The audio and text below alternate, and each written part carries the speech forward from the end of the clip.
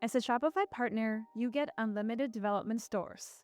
You can use these free accounts to test themes and apps, or set up stores for customers.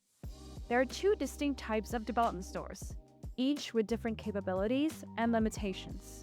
The first type is called client transfer stores, and the second type is called test and build stores. To choose the right type, you'll need to know your store's purpose. If you're building a store for a customer, choose a client transfer store. You can transfer ownership once your development work is complete. This is essential when creating stores intended for actual business use. If you're testing apps, building themes, or trying different features in developer preview before a full rollout, use a test and build store. These stores are for development purposes and cannot be transferred to a customer. Let's create a client transfer store first.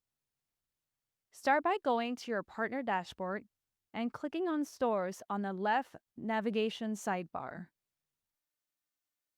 Next, select Add Store and click Create a Client Transfer Store. Enter a store name, whether or not this is a Shopify Plus store, and where the business is located, and then select Create Client Transfer Store. For a test and build store, the process is slightly different. You'll start by selecting your name in the top right corner of the partner dashboard. Then select Dev Dashboard from the drop-down menu. Next, click on Dev Stores on the left sidebar. Then click Create Dev Store. Add the store name and select which Shopify plan and its specific features you want to preview. You can also choose to generate test data for the store, which preloads a test payment gateway and sample data. Lastly, you have the option to test feature previews before they're generally available. Finally, click Create Store to complete the setup.